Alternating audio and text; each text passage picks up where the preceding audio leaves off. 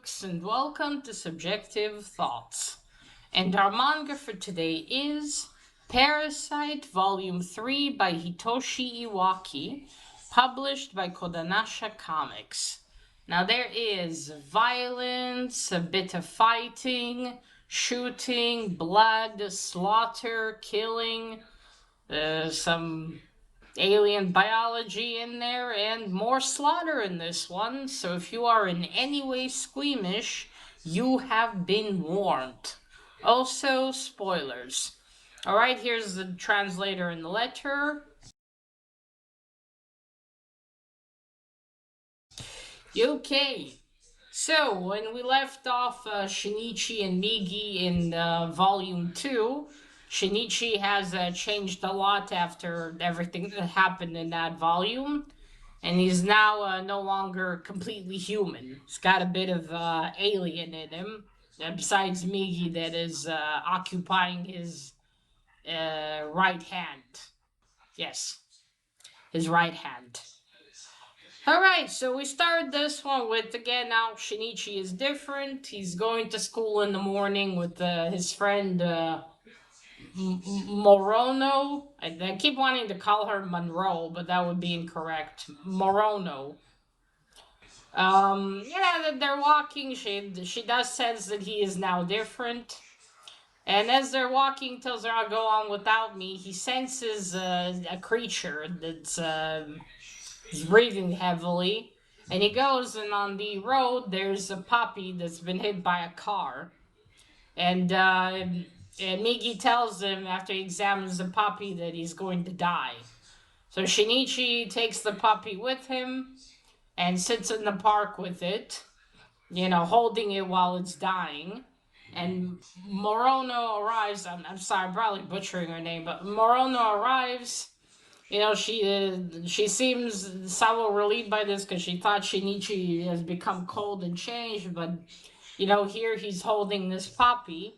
But then suddenly he gets up and says, all right, let's go, and he throws the little puppy in the trash. And Morono turns around. She's, appalled by this, naturally. I mean, fucking hell, mate. And he just tells her, well, it's just meat in the shape of a dog. And she just leaves, and then he asks Migi, what, did I say something strange? And to Migi says, no, you said everything correct, but dog-shaped meat sounds like something I would have said. And Shinichi realizes, oh yeah, he could have at least buried the little puppy. And then he approaches some kids that are playing in that park, and he asks to borrow a shovel from the little girl, and then he buries the puppy under the tree. So that was quite the moment between those two. All right, next we go on to the teacher lady from Volume 1. The the parasite that took over the teacher. And together with another parasite, she got pregnant, and now she's carrying a human baby inside of her. So she is somewhere else. We can see now that she's further along in the pregnancy. I'd say maybe she's 6 months pregnant, maybe. The belly's quite big. And she's talking to another parasite that's busy munching on. Oh wait, let me check it. I think that was after. I think first it was with the puppy, or maybe I'm mistaken. Sorry, the interaction between them is in the beginning. Sorry, my bad. So yeah, first is the interaction between them. She wants him to go and basically observe Shinichi, because she said something different about him and Migi. Because she asked him, you got the body of a teenage boy, right? And he says, yeah. And he's naked and eating another person. Then the interaction with Morono and the puppy. Okay, then we move on. Then they meet that new student, and obviously with Migi, Shinichi knows that he's not human, that he's an alien. So Shinichi goes and talks to him and tells him, what are you doing here? And he's like, hey, I'm just here. I want to learn how to live among humans. I'm even experimenting a new diet. I'm not eating people, I'm eating normal human food. Of course, Shinichi doesn't trust him, and I mean, can't say I blame him. So yeah, he's like, okay, I'm gonna be watching this one. Well, things go like that. Shinichi's nervous about the whole thing. Throughout the manga, he's trying to talk to Morono, but she's avoiding him mostly.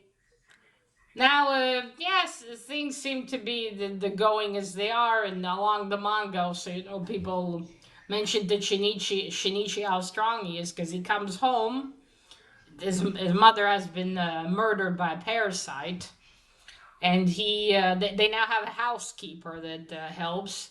And his dad's drinking late at night. Tell him I'm about to go to bed. His dad tells him, and he asks Shinichi, when did you become as strong as iron?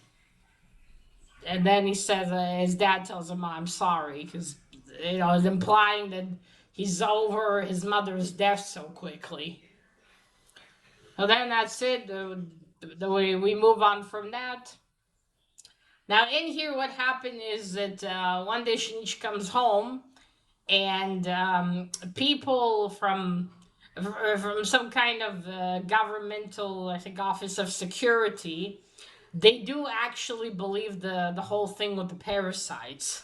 They come to Shinichi's house. They're talking to his dad, and Shinichi now has higher senses thanks to the pieces of Migi inside his system. And he hears, and one of the guys there said, it feels like someone's out the door, and he opens it, and Shinichi's dad like, oh, that's my son. So yes, they believe him. They have more, information about this, and they sense that there's a lot of them there. A lot of parasites have arrived, and so, but they don't want to go public with this because it could cause mass hysteria, naturally. And so, for now, he's going to have to keep quiet about it. And yes, his wife was murdered by one of these parasites. And they also have like a sketch artist that works for the police with them there, and he sketches Shinichi's dad's description of the parasite, and like, yeah, that's that. And over the news, there's talks about this, creature, Big Mouth. It's just this whole big mouthed person. I think that might have been from volume one. Since then, now in the manga, time does pass. Like, it tells you, okay, a couple of weeks passed, a couple of months passed. So time does continue forward here. So the things continue like that, and so the parasite is fake name is Shimada. He is again there. He's there to observe. Now, obviously, he's not really on a human diet. Eating human food. He goes out to hunt, but he does it away from where Shinichi is, because Shinichi warns him after that other girl from the second volume. She the one that has good sense on parasites. She can sense them. He notices that she did because she thought Shinichi was coming, but instead it was him, and he wants to interrogate her, and he's pulling her, but Shinichi intervenes. So he tells her, if you kill anyone in my vicinity, I will kill you. So, yes. So he goes to the streets, he puts on like a different face, and attracts one human with him, and then devours that human. A poor, healthy looking lady has been killed. So, yes, he's very nervous about people actually noticing that he's a parasite. Now, coincidentally, that sketch artist, his sister goes to the same school as Shinichi. And she's an artist, and she notices how Shimada seems to be strange, like he has no expression. And that's one way to note the parasites, because although they have full control of the head, they, at least yet, can't seem to fake expressions very well. Or at all. They're mostly blank faced. So you can easily tell that there's something a little wrong with them from the get go. based on the eyes especially. That their eyes are dead, like no one's home. So yeah, she starts to notice this stuff. Then her brother comes home. He's looking at the drawing that he did, and she's asking him, what is this? Oh, and he says it's just a police drawing of something, just a monster. And she says, "Oh, 1 second. Right, sorry about that." So yes, she starts to notice these things, and then there's an incident where, again, Shimada's like waiting there for Shinichi. Shimada's waiting for Shinichi. One moment. Sorry again. So yeah, she notices an incident. Shimada's waiting outside for Shinichi to arrive, to exit, and some boys are playing. I guess kind of like baseball. I think. Yeah, yeah, baseball. They're playing baseball, and the ball is hit, and then it goes right into Shimada's head. Because before this, she joked with Shimada that his face is fake.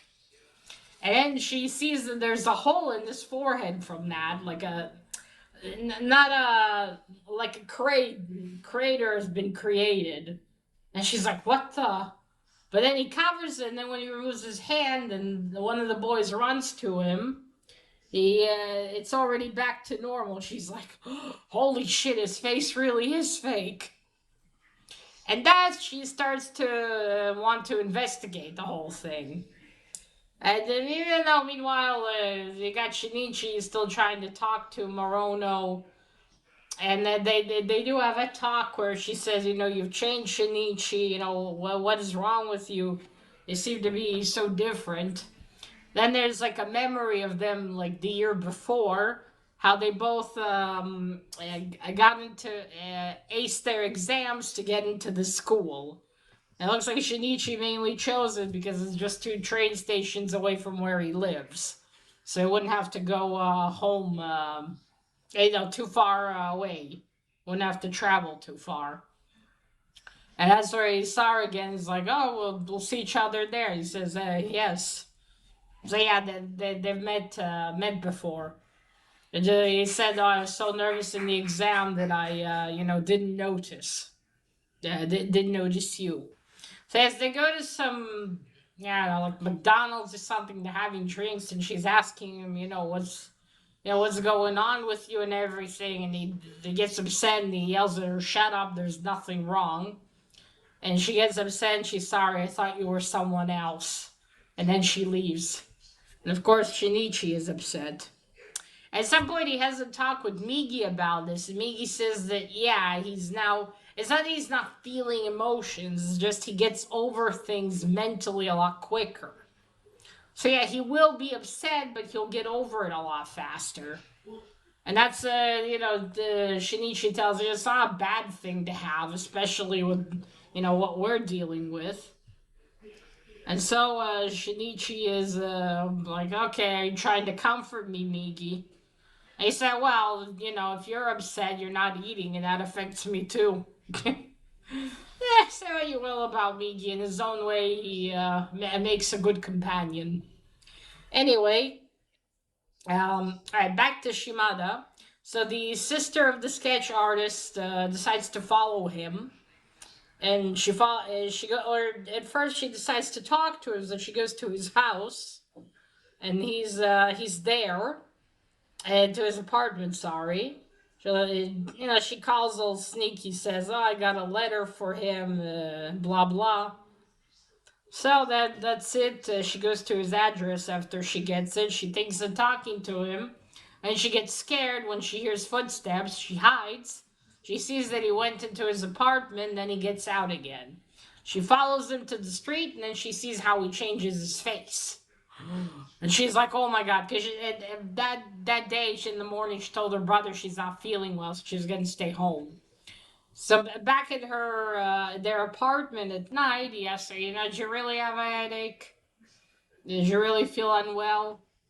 And she's like, "No." And then he tells her, what really happened, what's really going on. Said, "Yeah, the public will eventually know and all that." and she tells and she's like, shocked by it, and then she thinks, oh my god, that's the same kind of alien, with that's probably what I saw. And she's contemplating on telling her brother, but she thinks at first, maybe I need to confront it. But I also need to have a weapon or something. So in the morning, she's like holding up a kitchen knife. She's like, nah. Because her brother said you can't cut them or anything like that. They'll recover too quickly. So she thinks, chemicals, of course. In between there two, Shinichi and his dad have a conversation. He tells him about everything. And Shinichi has to pretend that he hears it for the first time, even though he knows everything. And so, back to the sketch artist's sister. She's sorry. So she goes to school, and she asks Shimada if she can talk to him, and he's like, "Yeah, okay, let's." All right, he goes with her to art class, and then she confronts him about everything, and he gets very, very fucking nervous. One moment. So yes, he starts to change. His head slices. It opens up like he usually does when the parasite's ready to fight. And the and he attacks the girl, but she takes a drawing an easel and blocks his attack. It's an easel made out of metal, apparently. And then she's knocked back to the table where she has taken in a bottle some strong chemicals. So she grabs the bottle, she throws it at Parasyte, at Shimada. For that, she tells him, I don't know what you are, but I just leave the school and never come back. Like that was gonna do anything. She's like, shit, I should have told my brother. And I'm like, oh shit, dearie, should have told him from the beginning. Anyway, um, she she then gets out of the window. A bunch of boys playing. I don't know. I'm not sure what sport they're playing, but they're playing something. They see her because the art room is like second floor, I think, or third floor, or that. Yeah, I think yeah, either second or third. And she's getting out of the window, and obviously the parasite's gonna catch her, and then well, what choice she has? She jumps onto a nearby tree, but of course, she's not gonna have a very good jump, and she falls and hurts herself.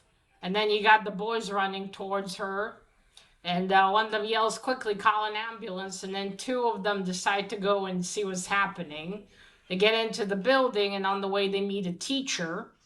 And they tell him, oh, something's going on in the art room. And he's like, okay, boys, you go back. I'm going to go check this out. And they're like, oh, come on, teacher. But then they meet the parasite. The parasite's now in freak out mode. Because this acid or something like acid she threw on him has basically hurt his ability to change his head back to normal, to look human. So there's nothing he can do. He's panicking right now as he can't change himself, and he's like, oh shit. I don't know if maybe they wouldn't have heard him, but because of his freak out, he just fucking uses his head to kill a fly. Like, smushes it right into the wall. So yeah, they see him, and they're like, at first the teacher's like, what are you wearing? They thinks it's a mask, and then Shimada kills them. Of course, Shinichi is alerted by Migi about all of this. And Shinichi asks Migi, what's going on? He's like, what, in here? And then he realizes, oh shit, Migi can't talk here because of all the students. So he just fucking gets up and leaves. And then some two teachers are walking in the hall, and they see the dead bodies of the students and that one teacher. They see a slice of bodies. They're like, ah, shit. So they run. They start alerting everyone. Okay, everyone quickly evacuate. The whole school's starting to evacuate. Shinichi's asking Migi, where is Shimada? and he tells him, I sense him, but his mental signals all fucked up. He's clearly, he's been fractured somehow, mentally fractured, or psychologically. Again, probably because of the acid. So Shinichi, that kind of rejoins the students. His teacher slaps him, why are you outside? Or why did you leave the building? So then Shinichi follows the students outside, and then he's like looking, where's Monroe's class? Because they went through on a different stairwell, and then they don't come out, and then he goes back into the school while the police is being called to look for her, and and then finally when he's upstairs, I think second floor or first floor, he sees outside the students finally running out, but he doesn't see Morono. So he starts going, and he passes the hallway where her class, I think half of them have been massacred, but have been slaughtered as bits of brain and hands and heads and everything. And Shinichi almost gets a heart attack just from seeing it. He's like holding onto his heart and he's losing it. And Migi's trying to calm him down. And Shinichi calms down. And although this whole thing was a couple of seconds, it was really fucking scary. Shinichi gets a hold of himself, gets up and passes through. And then he sees a head of a girl, and he turns it over because he thinks it might be Morono. And I was thinking, no, our last conversation couldn't have been that, where he yells at her to shut up. But that's not Morono, it's another girl, and he keeps going, and Migi tells him, I sense, no, Shinichi senses 3 people nearby, and he goes there, and it's Morono and 2 other boys. And he goes to her, and she's like, Izume, and she hugs him. And it's like, it's okay now, are you okay? And he's like, come on, let's leave. But the 2 other boys, they said, wait, you passed through that, through all the dead bodies. And he said, yes, so let's go that way. But because he did that, they think that he's also a parasite. And then they start running away, but unfortunately for them, they meet Shimada. Shinichi keeps running, but Shimada's is hot on his heels. And then Shinichi jumps from, this time it's the second floor. He jumps down and takes Morono outside. Takes her to the ambulances. The ambulances police everything there. And then he goes back inside. He tells Migi it's our responsibility. We have to kill Shimada. Outside, there's also that government man that came into his house. He's there too. He's calling some kind of scientist doctor to arrive because they've located one. He said, "Can you capture it alive?" A guy like, "No, we can't fucking capture it alive. It's killing our men." Because police are in the scene and they try to corner it, but Shimada kills them. A lot of policemen die. And Migi's like, when Shinichi wants to go, he's like, oh, don't worry. It'll be like probably 6, 7 dead cops before they stop him. As he says, although he can only kill him by cutting his head off, or destroying the heart, kind of like with a vampire. Eventually he will grow tired, and they'll probably overtake him then. But Shinichi's like, no, we can't leave it. We have to shoot his heart out. And Migi's like, all right, but we need to be 300 meters away from him so he doesn't sense us. So Shinichi's looking around. He sees an apartment building. He gets up on the roof. Meanwhile, Shimada's also arrived on the roof. He's standing there.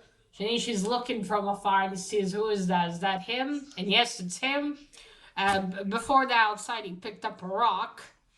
And he gives it to Migi, and combined with his power and Migi's power, they're going to throw it. So they aim and they throw it, and it goes right through Shimada's chest and destroys his heart. And his body falls, and like one eyeball lifts up, and he says, Izume, and then he dies. And that's when the cops go in and like, what's going on here? No, he's lying finally, and there's the massive hole in his chest. So then there's, of course, a big mess after all of this. The scientist examines the body with his the staff or with other scientists. And then there's a big meeting with everyone because there's been mass hysteria since the whole thing. You know, what's going on? Is it a killer? You know, because it's been a few weeks already, and the students are still, you know, very nervous. They say, oh, because they gave out information. The government, it was just a student that was on the, you know, taking very strong drugs, and he had a knife, and that was all it was. But then the specialist on TV says, well, you know, if it was that, and after a few weeks the students would have been back to normal, but they still, a lot of them don't want to talk to the news people. So there's that, and then there's the meeting. And so the doctor explains to them of what the alien is. It's living muscles. These parasites are living muscles, and they take over the body, and they're now, you know, they're the head now. And that he's like, there's now a way for us to be able to recognize them. And I think that, you know, you can tell that to people. And so the way to do it is to rip out a lock of hair. Because the parasites, they cut off the head, and that's how they take over the body. Them cutting off a piece of the hair won't be normal human hair. It's going to be, you know, a piece of the parasite, and then it's not gonna, and it's gonna die out because it's not gonna be connected to the parasite. And that's how you could know. And of course, everyone in there, before they leave, they have to have a hair pulled out of their heads. And so again, as a few weeks passes, and this information was out. Because before that, straight after the incident, sorry, people of course are paranoid, and the rates of suicide have gone high, and people that were a little weird were ostracized or bullied, and of course it was a clusterfuck. Just like, you know, I think even Migi said in Volume 1. Yeah, if you tell all people about this, most of them are not going to handle it very well. But so after that, things go back to normal after a few weeks, but people still pull out each other's hair if they meet an old friend on the street. And that's it. That's where Volume 3, sorry, ends. So yeah, that was Parasyte Volume 3. Oh, okay, so here's some art. You see there's the teacher lady. And there's the Shimada. Look at him.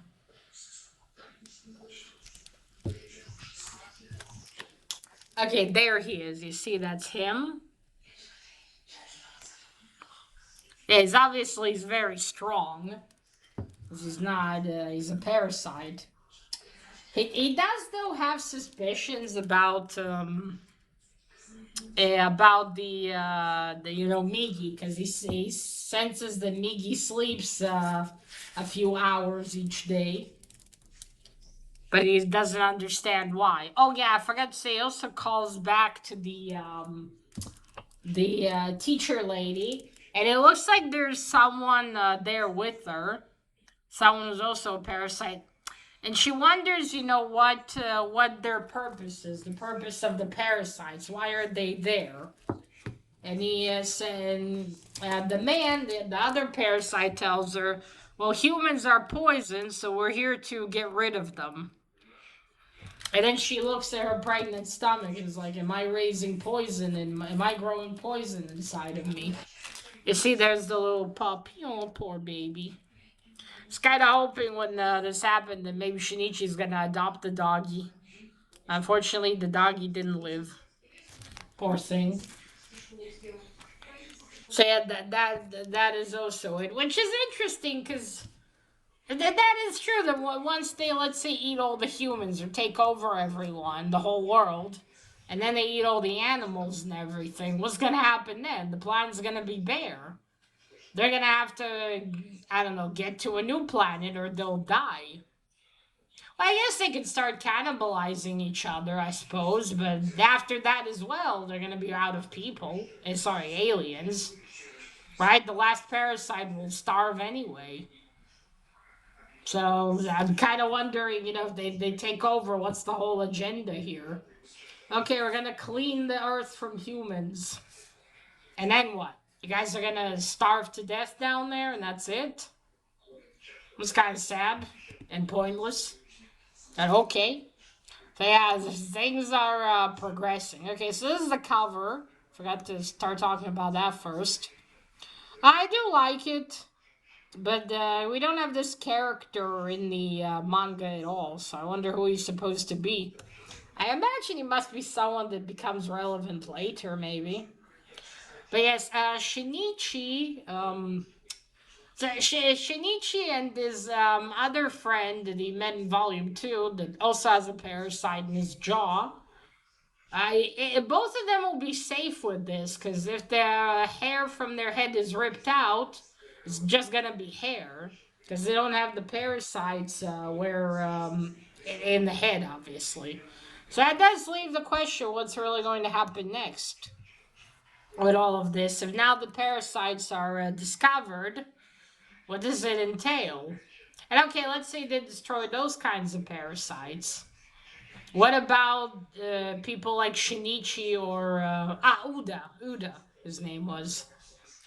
What about them? Are they gonna have to be separated from the parasites? And because okay, Shinichi will lose a hand. But what about Uda? He won't be able to live without the lower jaw very conveniently now. But since they are, combined with the aliens like that, they don't need to eat humans. So that does leave the question of what's going to happen, really. Now that the government knows, and now that does that mean the parasites will have to be even more careful, or what are they going to do? And what about the teacher's baby? What's she going to do with the baby once it's born? Is she going to eat it? Or experiment on it? And who's that guy she was talking to? As one of the parasites caught on to a very powerful host, a human with influence. Because they can't control who they take over at first anyway. Whatever body they grab onto, they grab onto, but I'm sure later they can kill someone and take over that body. So it's left to be seen what's gonna be next for them. I'm definitely looking forward to it. I'm so far really loving this manga series. All right, folks, so that is it. Let me know what you thought of Volume 3 of Parasyte. And remember, collect what you're passionate about, share it on YouTube. Bye!